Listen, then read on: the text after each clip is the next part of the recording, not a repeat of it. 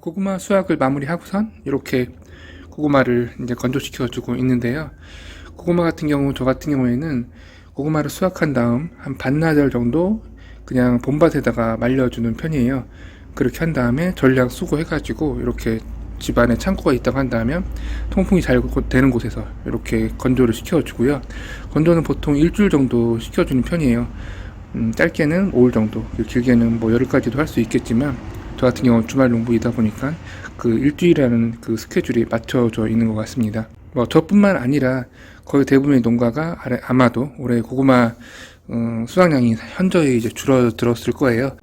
그렇지만 저 같은 경우에는 이제 저희 가족 먹기에는 충분한 양을 수확했고, 제가 이제 추석 명절 전에 이렇게 고구마를 수확했던 이유가 나눔을 진행하고 식구들한테 드리기 위해서 이렇게 캔 거거든요.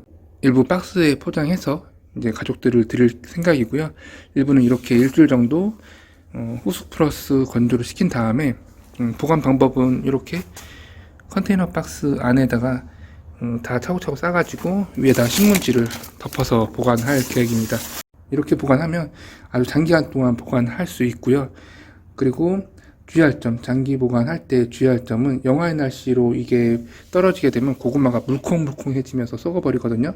그렇기 때문에 보통 12도에서 13도 가량 되는 곳에서 꼭 고구마를 저장해 주시는 것이 이제 포인트고요. 고구마 저장 과정에서 아마도 이 부분이 가장 중요할 거예요. 보통 뭐 하나씩 신문지에 싸가지고 보관한다던가 뭐 이런 방법도 있겠지만 이렇게 수확량이 많을 경우에는 현실성이 좀 떨어지거든요. 그렇기 때문에 적정 온도, 아파트라고 한다면 베란다 같은 경우에는 영상 1, 2도까지도 이제 떨어질 수 있고 최하의 경우 영하로도 떨어질 수 있는 상황이 벌어질 수 있기 때문에 아파트나 주택에 창고가 없다고 한다면 부엌 한 켠에 보관하는 것이 오히려 좋을 것 같고요. 특히나 냉장고에 보관한다던가 이러면 절대 안 됩니다. 경험이 없다거나 이럴 경우에는 이제 신선함을 이제 유지한다고 생각해서 냉장고에 넣는 경우도 있는데 냉장고에 넣으시면 안 되고 아파트라고 한다면 부엌 한 켠에 선반이라든지 이런 데다가 보관해 주시면 좋을 것 같습니다. 그리고 다용도실에 이제 보일러실이 있다고 한다면 보일러실이 약간 따뜻하니까 보일러실도 괜찮을 것 같아요. 그렇게 해서 혹시라도 양이 적다고 한다면 더 좋은 방법은 이렇게 몇 개를 신문지에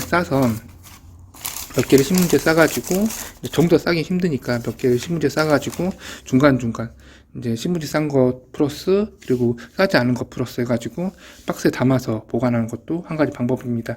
그렇지만 이거 같은 경우에는 이제 보관하려고 하는 양이 적을 경우이고 저희처럼 이렇게 양이 많다고 한다면 이렇게 구멍 뚫린 박스에다가 통풍이 어느 정도 돼야 되니까요. 구멍 뚫린 박스에다가 충분히 최소 5일 정도는 이제 건조를 시켜준 다음에 이렇게 구멍 뚫린 박스에다가 보관을 해주시면 될 것 같습니다.